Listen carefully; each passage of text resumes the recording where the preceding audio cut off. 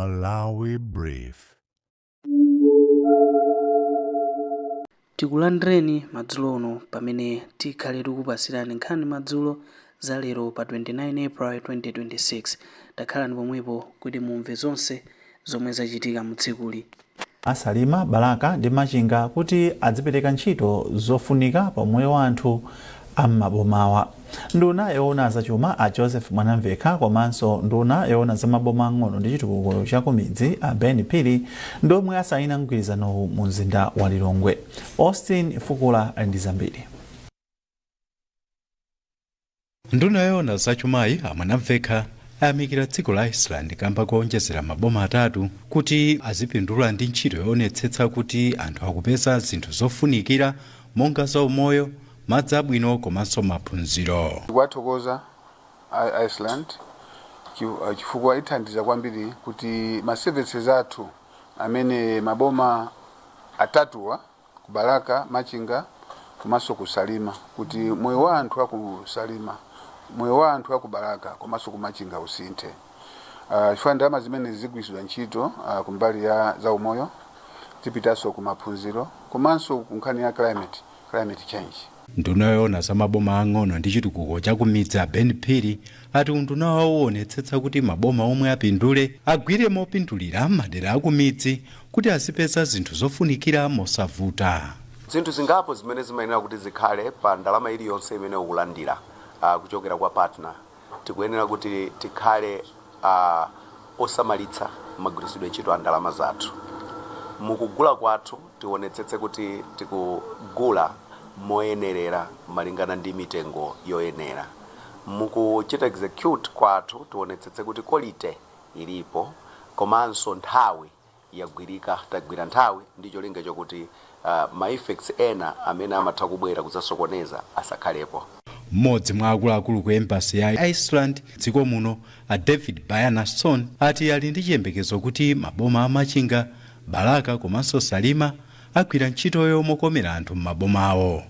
Iwo ati m'maboma awo akuyenera kugwira molimbika komanso kuchita zinthu poyera kamba kuti thandizo lomwe akupereka ndilotengera amene akugwirira ntchito zawo. Kuonjezera kwa maboma 3 ena ku ntchito yolimbikitsa kuti anthu adzipeza madzi abwino, za umoyo komanso maphunziro ndi zina kwadza kutsatira ntchito yomweyi yomwe yakhala yopambana m'maboma amangochi komanso nkhotakota yomwe dziko la Iceland lakhala likupereka ndalama zake. Austin Fukula, MBC, Lilongwe. Nduna yoona zoti pasakhale kusiyana pakati pa amayi ndi abambo, ana, aulumali ndi chisamaliro cha anthu a Mary Navicha apempha anthu mdziko muno kuti azizidalira pa ntchito za chitukuko cha madera m'malo mongodalira maiko ndi mabungwe ena. Navicha ayankhula izi ku Lilongwe pamwambo okhazikitsa mwezi olimbikitsa kugwira ntchito za chitukuko.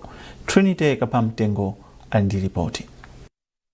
Navicha ati dziko la Malawi likulephera kukwaniritsa zina mwa ntchito za chitukuko kamba kuti anthu ambiri safuna kugwira ntchito zothandiza madera awo paokha popanda kulandira malipiro. Iwo ati anthu ambiri sakukonza zinthu monga milatho, kulambula misewu, ngakhalenso sukulu ndi zina, koma kudalira chithandizo kuchokera ku mabungwe ndi ena akufuna kwabwino. Mwa ichi Navicha ati mwezi olimbikitsa kugwira ntchito za chitukuko podzithandiza anaukhazikitsa ndi cholinga chofuna kubwezeretsa malingaliro ofuna kuchita zinthu modzidalira. Mwezi umenewu ndi mwezi ofunikira umene ndikupempha amalawi onse wina aliyense mosayang'anira chimene ali, kaya ali maofesi aboma, kaya ali ku private sector, kaya ali ku midzi, aliyense adzuke atenge mbali. Izi nzofunikira chifukwa nthawi zina kudalira kuthandizidwa pa chilichonse tsiku lina dziko lanu limaonongeka. Chifukwa chake tikuyenera nthawi zina zinthu kupanga tokha kuti ngakhale otithandiza ngati sanabwere koma dziko lathu lizipita chitsogolo kulingana ndi agenda 2063.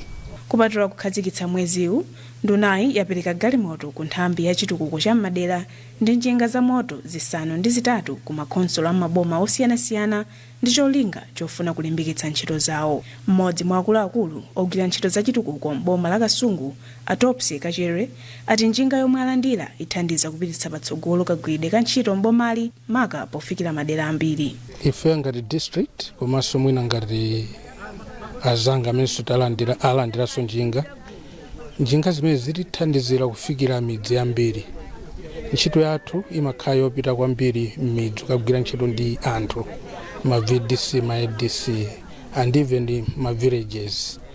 Imafuna mayendedwe pafupi. Makonsolo amaboma a Blantyre, Kasungu, Mchinji, Kalonga, Machinga, Mangochi, Phalombe ndi Chitipa ndomwe alandira njingazi. Trinity Kaphantengo, MBC, Lilongwe. Nduna yona za mtengatenga ajape Muhango yatsimikizira anthu okhala mboma la Mulanje ndi madera ozungulira kuti mlatho wa nthuchira omwe uli pa mkando aumaliza kuumanga chaka chino chisanathe. Ndunayi yankhula izi pomwe inakaona momwe ntchito yomanga mlatho ikuyendera. Mese Zamawa ali ndi ripoti.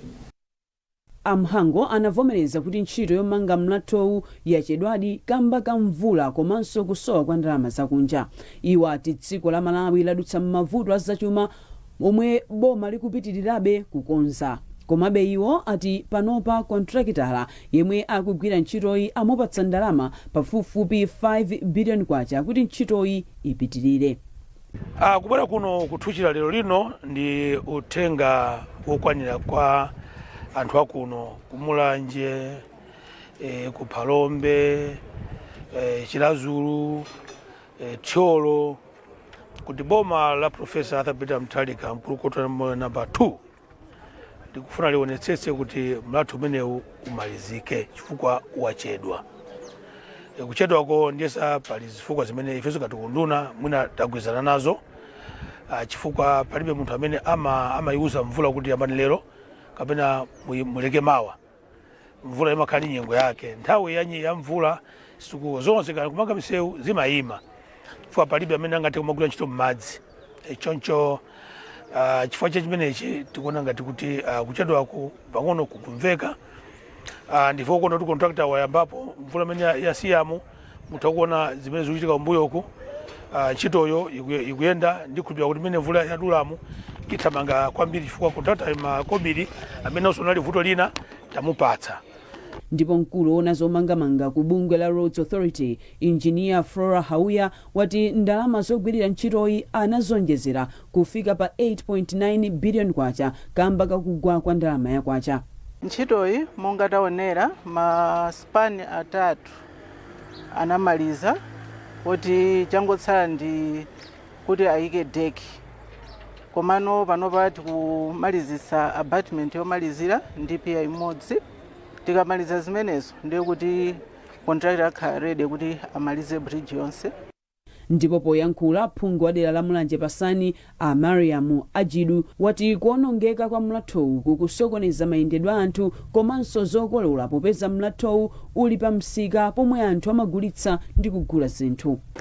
Anthu akwathu amagwisa ntchito mlathowu kupita kukagulisa malonda awo. Ndi chifukwa choti unaonongeka kwambiri akhala kukanika kuti adutse kuti apite akagulise malonda. So kukonza kwa mlathowu kwathandiza anthu ambiri ndithu komanso kuthandiza kukweza business kudera kwathu. Kampani ya Mark Constructions Limited ndiomwe ikugwira ntchito yomanga mlathowu. Mercy Zamawa, MBC, Mulanje.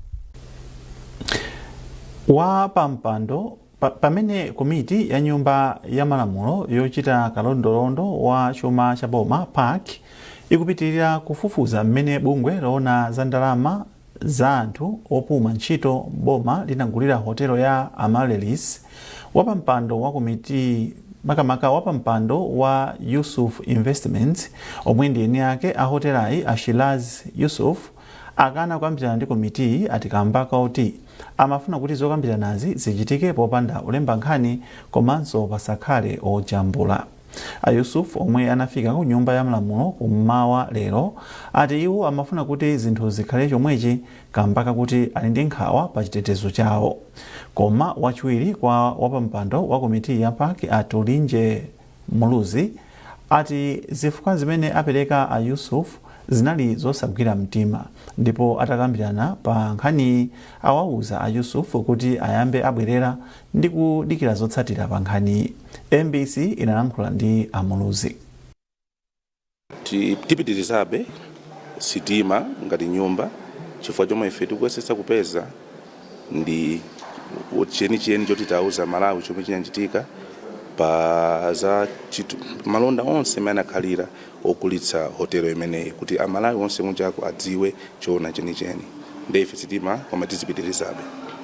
Awa chavuta kwambiri ndi akuopa kunjako ndi kusekirita yawo kuti akaonekera kunja kuti amalawi adziwe kuti Yusuf uja ndi uyu akhala ndi mantha kwambiri fatoti meme kuziwa meza kazi kuchitikira kunjako amenyena kumagwidwa kumakasungidwa fokuti mina nkhani yoti ya ndalama ndiwo beamopa nkhani ngati imene. Ndipo mmodzi mwa mamembala a APAC Anowe Olipepa anati akhala akulembera kalata kwa sipikala kuti amve choyenera kuchita pa nkhaniyi. Mwefe kuno ngati parliament timakhala ndi ndondomeko kuti munthu akatero zimakhala zotani ndi talembera tauza speaker kuti titakumana ndi anthuwa awa ndi mmene anenera Yusuf Investment atali mavuto awa ndesi ndikudziwa kuti tsogolo liperekedwa bwanji kunoko tili ndi maloya athu komanso timulembera attorney general kuti atipatse opinion chifukwa anthu anenanso nkhani inonena kuti ifeyo ngati committee zimene zizodabwitsa kuti no tikakumana nawo live amanena kuti ifeyo ngati committee tilibe mphamvu yoti tipange investigate company imene ili yoti si company ya boma. Koma tikana tikumana nawo kumbali amavomera kuti kumbali tikhoza kumana nawo koma tikakumana live pamakhala nozifukwa zimene zonse zonsezo ifeyo tipanga report poti inatipatsa mphamvu yoti tifufuze tipange kafukufuku ndi nyumba ya malamulo. Nthambi yona za mabwalo a milandu mdziko muno ya Malawi Judiciary yachititsa mwambo okumbukira maloya komanso oweruza milandu omwe amwalira posachedwapa. Mwambo wachitikira ku Chichiri mu mzinda wa Blantyre. Mutenga wake wa chipepeso ku mabanja pafupifupi 17 omwe ataya achibale awo, mkulu wa majaji Rezini Mzikamanda wati gululi linatumikira dziko la Malawi mwaukadaulo. Charles Chindongo walemba ripoti lomwe akuwerenga ndi Telson Magombo. Mabanja omwe abale awo anagwira ntchito ngati maloya komanso ena ngati oweruza milandu anali nawo pamwambo okumbukira adindowa omwe wachitikira mu mzinda wa Blantyre. Achisomo Nsokera ndi mmodzi wa akuluakulu aku Malawi Judiciary ndipo akulankhula m'malo mwa mkulu wa majaji mdziko muno pomwe akusindika kufunika kwa mwambowu. Mwambowu ndofunikira kwambiri chifukwa ntchito yathu ngati mabwalo a milandu amene timaweruza milandu komanso amene amayimirira anthu amene abweretsa milanduyo maloya. Timati ndi practice ndi ntchito imene munthu umakhala ukutswirika pamene uli ndi zaka zambiri zogwira ntchitoyo. Ndi anzathu amene anatisiya anali atakhala ndi upangiri waukulu chifukwa cha zaka zimene anakhala kugwira ntchitoyo. Ndi timawakumbukira, kuwalemekeza komanso kudzikumbutsa ife kunena kuti ngakhale iwo anatisiya koma tili nawo mafailo a ntchito zawo. Mawu ake mlangizi wa boma pa nkhani za malamulo a Frank Feruk Mbeta wati anthuwa azawakumbukira mpaka kale ngati anthu amene anali akadaulo pa ntchito yawo. Kukhala lawyer kapena judge or magistrate ndi chinthu choti ndichentengo wapatali, zimafunika kulimbikira, kudzipereka, kudzichepetsa, kupanga zinthu mona mtima. Ndiye ndi zinthu zonena kuti abale amenewa anagwira ntchito yawo motamandika. Pachifukwa chimenecho nthawi zambiri timakhala ndi mpata owakumbukira mwapaderadera monga anthu tinagwira ntchito either ngati judicial officers kapena apo ngati maloya. Komanso timaphunzirako zingapo kuchokera m'magwidwe awo a ntchito kuti amene tidakhala moyo fe tikugwira ntchito tizindikire kuna kuti ndi udindo ogwira ntchito moonetsetsa kuti dziko lathu lipindule pa upangiri umene tili nawo. Mtsogoleri wa Malawi Law Society ndi a Davis Njovu ndipo nawo akuthirapo ndemanga. Choyamba tinene ichi kuti tsiku la lero ndi tsiku la chisoni komanso ndi tsiku la chimwemwe chifukwa chakuti tikukumbukira abale athu amene ena anali ogamula milandu ngati majaji kapena magistrate, ena anali aphunzitsi aku university, ena anali maloya amene amayimira anthu milandu makoti komanso makampani ndi zina zotero. Anthu amenewa kuti muwayang'ane aliyense payekha anadzipereka kwathunthu ndipo mu nthawi yochepa anakwanitsa kupanga zinthu zambiri zomwe mpaka napano tikugwiritsabe ntchito. ndiye zikupereka ngati chilimbikitso kwa ife amene tatsala. Ena mwa oweruza milandu komanso maloya omwe awakumbukira pamwambo wapaderawu ku Blantyre ndi kuphatikizapo Asoka Banda, Akandako Mhone, Profesa Mgei Kanyongolo, Adaliso Ntambo komanso Arafu Kasambala. Mwambo ngati omwewu unachitika mchaka cha 2023. Tikupitirira ndi nkhani zathu. Sukulu ya zaukachenjede ya University of Malawi UNIMA yati ndi yodzipereka kulimbikitsa maphunziro omwe angathandize kuthana ndi mavuto omwe dziko lino likumana nawo. Wachiwiri kwa chancellor wa UNIMA Profesa Samson Sajidu wanena izi kuzomba pomwe koyamba sukuluyi yaphunzitsa anthu 20 pa maphunziro a mmera mpoyamba a Bachelor of Early Childhood Development. Charles Pensoro and the report. Poyankhula pamwambo opereka masatifiketi kwa ophunzira omwe amaliza maphunziro awo pa sukulu ya UNIMA kuzomba, Profesa Sajidu anati sukulu ya UNIMA yakhala yoyamba pa sukulu zaukachenjede za boma kupereka maphunziro a mtunduwu. Malinga ndi Profesa Sajidu, kuyambitsa kwa maphunzirowa ndi mbali imodzi yakupita patsogolo komwe sukuluyi yaonetsa. Palinso mapulogalamu anyuwani amene tayambisa and graduation iyi mmene ndimanenera mucha kuti ndikoyamba pali zambiri zina ngati zakafukufuku kunkhani yochita kukhala ndi mapepala kulongosola zakafukufuku panopa kukutuluka mapepala ochuluka kwambiri. Mlembi wamkulu mu nduna za maphunziro a Ken Ndala ndiwo anali mlendo olemekezeka pamwambowu.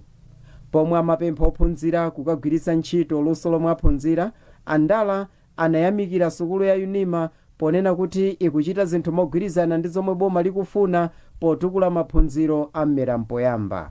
Mungamene amanenera a president athu kuti tikuyenera kukhala kuyang'ana kwambiri za maphunziro amene ali ana apansi amene amakhala ku nursery.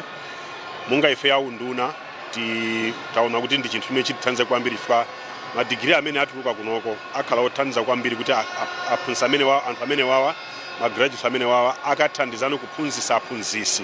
Ndipo Esther Chipanda ndi mmodzi mwa ophunzira omwe amaliza maphunziro awo a mmera mpoyamba pa sukuluyi.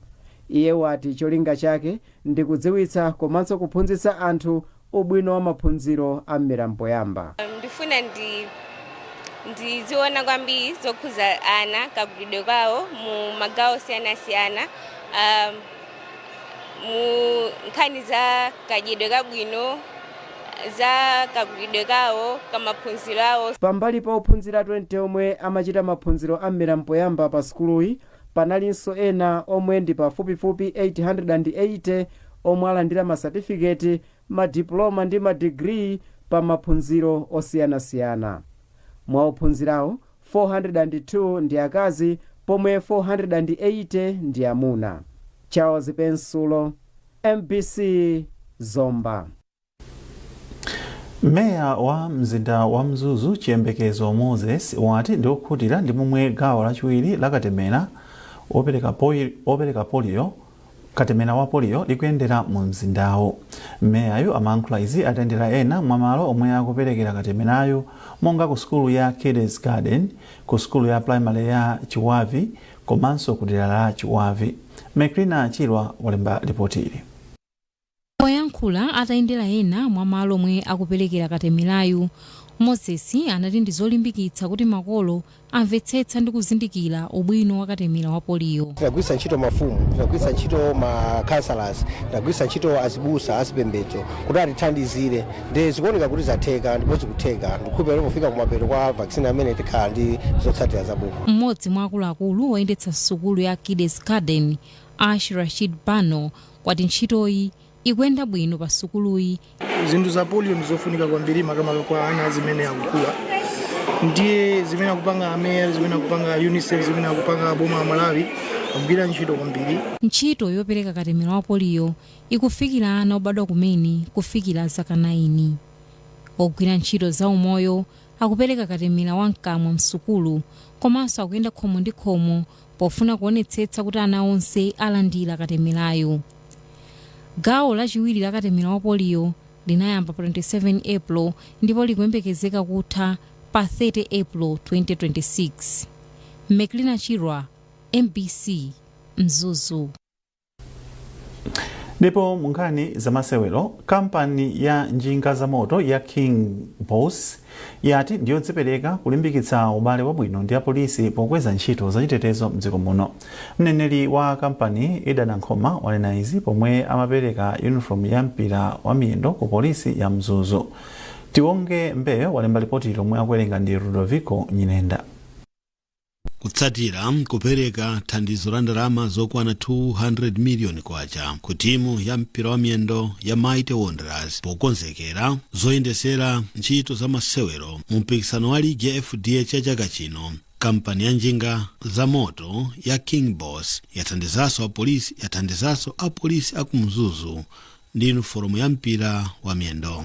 Mneneri wa kampani ya Idan Nkhoma ati cholinga chawo ndi kupititsa patsogolo masewero a mpira wa miyendo komanso masewero ena pakati pa apolisi mdziko muno. Ankhoma alimbikisanso makampani ndi mabungwe a mdziko muno kuti agwirane manja ndi apolisi pothana ndi mavuto omwe apolisi amakumana nawo. Tachiona kuti ndi chinthu chofunikira kwambiri kuti tiziwane ndi azathu apolisi popeza chilichonse chikachitika timayenera kuti taziwisa apolisi kambava katani ka munthu apanga chani.